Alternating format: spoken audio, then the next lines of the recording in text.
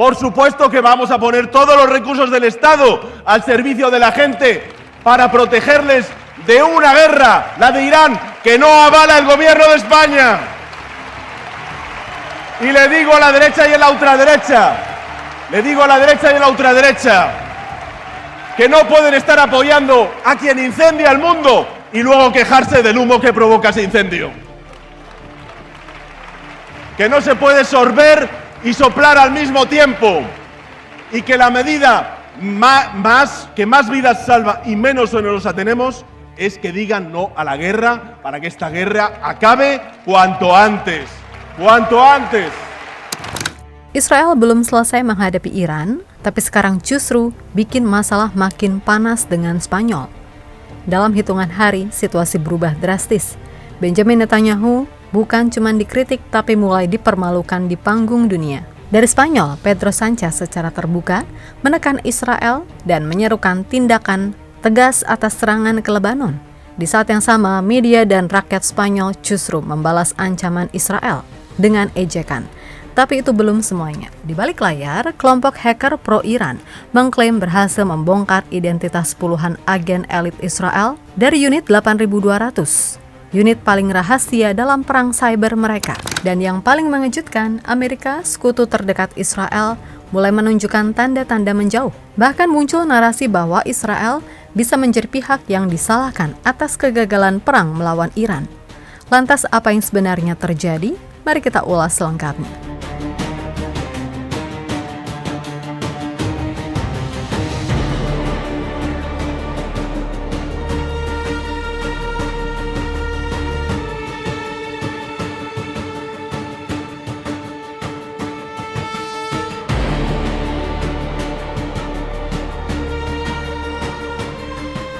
Ketegangan ini meledak setelah Pedro Sanchez secara terbuka menyerang kebijakan Israel di Lebanon.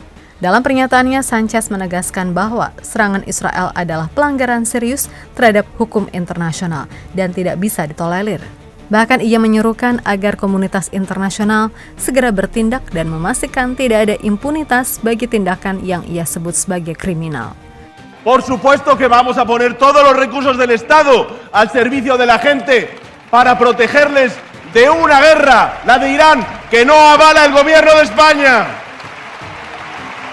Y le digo a la derecha y a la ultraderecha,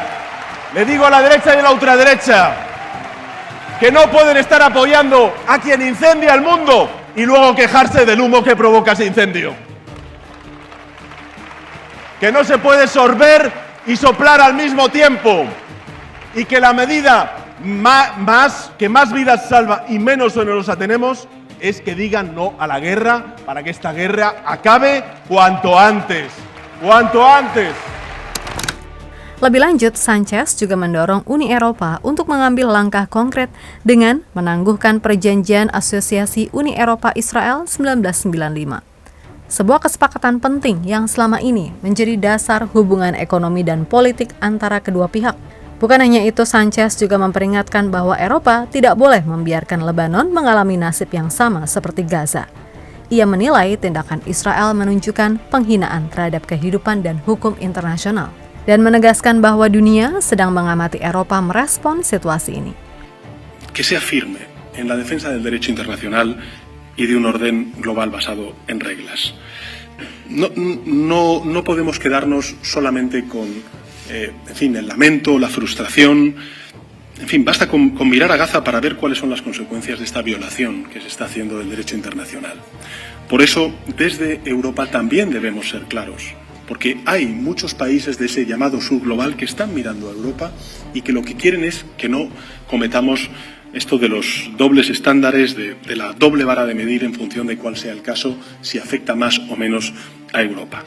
No permitamos una nueva Gaza en el Líbano, porque ante violaciones flagrantes del derecho internacional humanitario, Europa tiene que actuar con coherencia si queremos además también que el resto del mundo nos mire y nos apoye en el apoyo que estamos dando y prestando a Ucrania en su lucha por la libertad frente al invasor, en este caso la Rusia de Putin. Y por eso, ayer el Gobierno de España y yo mismo planteé el que por coherencia y también por empatía lo que tiene que hacer la Unión Europea es suspender su acuerdo de asociación con Israel, porque es evidente que está atropellando y violando muchos de los artículos de ese acuerdo de asociación, sobre todo aquellos vinculados con el respeto al derecho internacional y al derecho humanitario. Di sisi lain, Benjamin Netanyahu langsung merespon dengan keras. Dalam pernyataan yang dimuat akun official PM Israel, Netanyahu menuduh Spanyol telah memfitnah tentara paling bermoral di dunia, merujuk pada IDF. Ia juga menegaskan bahwa Israel tidak akan tinggal diam terhadap negara yang melakukan perang politik terhadap mereka dan memperingatkan akan ada harga yang harus dibayar. ישראל לא תשתוק מול מי שתוקף אותנו. ספרד הכפישה את גיבורנו, את חיילי צה"ל, חיילי הצבא המוסרי ביותר בעולם. ולכן הנחיתי היום לסלק את נציגי ספרד ממרכז התיאום בקריית גת, לאחר שספרד בחרה שוב ושוב להתייצב נגד ישראל. מי שתוקף את מדינת ישראל במקום את משטרי הטרור, מי שעושה זאת, לא יהיה שותף שלנו לגבי עתיד האזור. אני לא מוכן לסבול את הצביעות הזאת ואת העוינות הזאת. אני לא מתכוון לאפשר לאף מדינה לנהל נגדנו מלחמה מדינית בלי לשלם על כך מחיר מיידי. Respon itu tidak berhenti pada kata-kata. Israel kemudian mengambil langkah nyata dengan mengeluarkan perwakilan Spanyol dari Pusat Koordinasi Gencatan Senjata di Kiryat Gat, sebuah fasilitas yang dipimpin Amerika Serikat untuk mengawasi situasi di Gaza.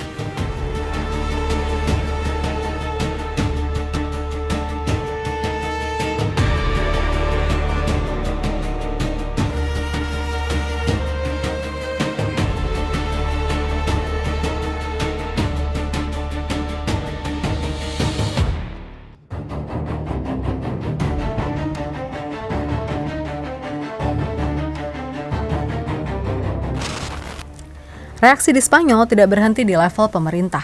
Di sebuah acara televisi populer Spanyol, El Intermedio yang tayang di La Sexta, sosok Benjamin Netanyahu dijadikan target satir secara terbuka. Dalam siaran langsung, host acara, El Gran Wyoming, bersama panelis lainnya berdiri di panggung sambil mengacungkan jari tengah ke arah layar yang menampilkan wajah Netanyahu. Aksi ini bukan tanpa konteks. Menurut laporan dari media Israel, Ynet, segmen tersebut merupakan respon langsung terhadap pernyataan keras Netanyahu terhadap Spanyol sehari sebelumnya. Dalam acara itu, Wyoming bahkan menyebut Netanyahu sebagai pembunuh dan menyinggung tuduhan genosida, meskipun dibungkus dalam gaya satir khas program tersebut. Es que no sé si me estoy enterando. O sea, ¿este? Vale, pero yo lo puedo hacer con estamos hablando de este gesto. Yo creo que este. Sí, ¿no? Y se puede hacer con la izquierda también. Con esta no me sale, Claro. pero era este, sale, ¿no? mira cómo sale, mira cómo sale. Se entiende. ¡Basta! Con las dos. Con una con la otra, da igual. Vale. Reaksi publik juga tidak kalah keras dalam sebuah tradisi tahunan di Spanyol bernama Quema del Judas. Warga di El Burgo, Malaga, meledakan patung raksasa Netanyahu setinggi sekitar 7 meter. Video yang dipublikasikan oleh TRT World menunjukkan patung tersebut diisi bahan peledak, kemudian diledakkan di tengah kerumunan warga yang bersorak dan bertepuk tangan.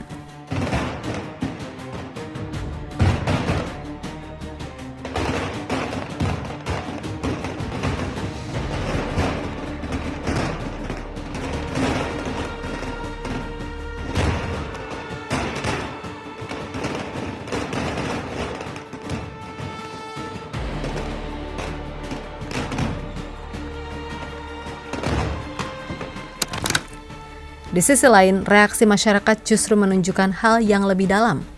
Sebuah video yang beredar di media sosial memperlihatkan warga Spanyol berkumpul di kafe, bernyanyi dan berpesta dengan suasana santai.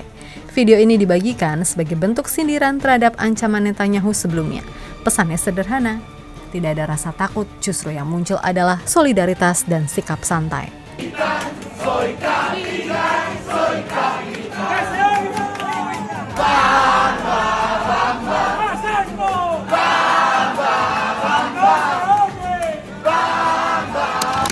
Semua ini mengarah pada satu perubahan besar, ketika seorang pemimpin dunia mulai dijadikan bahan ejekan secara terbuka.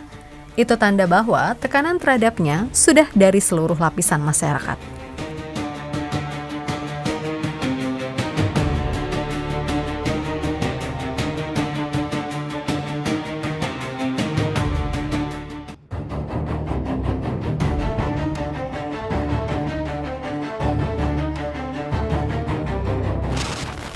Tekanan ke Israel kini masuk ke level paling sensitif, dunia intelijen. Akun aktivis @kalawolves membagikan klaim dari kelompok hacktivis Handala yang menyebut telah membocorkan identitas 80 perwira senior dari unit 8200, unit cyber elit Israel yang sering disamakan dengan NSA. Data yang diklaim bocor mencakup nama, foto, lokasi, hingga jalur komunikasi mereka. Para agen ini disebut berasal dari Iraq Dex, divisi khusus yang menangani operasi terhadap Iran dan sekutunya, dan berbasis di fasilitas rahasia Base 042 di Rosh Ha'ayin. Menurut pernyataan yang beredar di X, mereka adalah otak di balik sistem AI untuk melacak target Iran, operasi peretasan, pengawasan media sosial skala besar, hingga perang psikologis untuk membentuk opini publik. Artinya, ini bukan sekedar agen, tapi arsitek perang digital Israel. Namun, penting dicatat semua ini masih klaim dari Handala dan belum diverifikasi independen. Sejumlah analisis barat juga menilai kelompok ini punya keterkaitan dengan kepentingan Iran. Meskipun begitu, dampaknya tetap besar. Jika benar, ini bukan hanya kebocoran, tapi tanda bahwa sistem paling rahasia Israel mulai terbuka. Dan perang kini bergeser ke level data dan kendali informasi.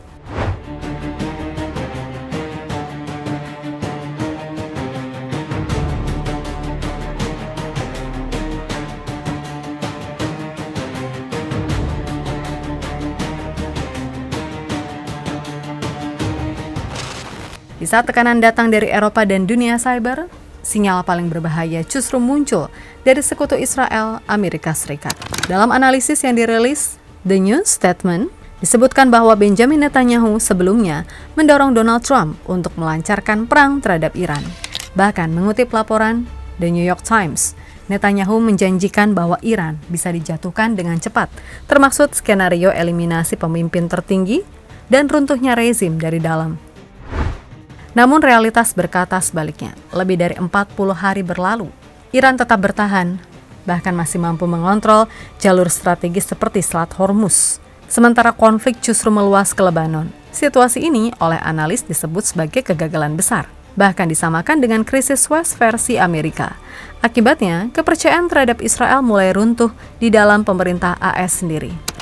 Dalam laporan yang sama disebutkan bahwa tokoh seperti Marco Rubio secara internal menyebut intelijen Israel soal perubahan rezim Iran sebagai tidak masuk akal.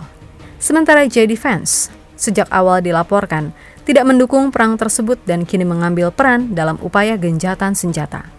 Ini menunjukkan satu hal penting, retakan sudah terjadi di dalam lingkaran kekuasaan AS. Bahkan lebih jauh, muncul narasi bahwa Israel bisa menjadi pihak yang disalahkan atas kegagalan perang ini. Dalam istilah yang digunakan analis, Israel mulai cocok dijadikan kambing hitam. Tekanan juga datang dari publik. Data yang dikutip dalam analisis tersebut menunjukkan sekitar 60% warga Amerika kini memiliki pandangan negatif terhadap Israel. Angka yang terus meningkat dalam beberapa tahun terakhir. Menariknya, tren ini terjadi di dua kubu politik sekaligus. Di kalangan Demokrat, kritik terhadap Israel semakin terbuka, termasuk dari tokoh seperti Bernie Sanders yang menegaskan bahwa AS tidak boleh membiarkan Israel mengarahkan kebijakan militernya.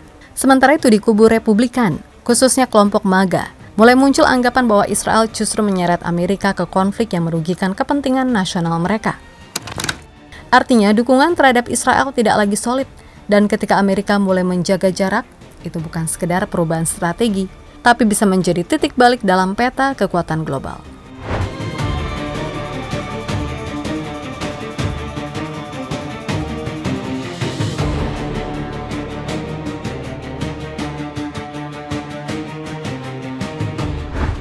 Dari medan perang hingga panggung politik dunia, tekanan terhadap Israel datang dari semua arah. Iran menekan secara militer, Spanyol dan Eropa menyerang lewat diplomasi, media dan rakyat mulai mempermalukan secara terbuka. Dunia cyber membongkar rahasia terdalam mereka, dan sekarang Amerika mulai menjaga jarak. Jika tekanan ini terus berlanjut, bukan tidak mungkin yang berubah bukan hanya arah perang, tapi posisi Israel di dunia.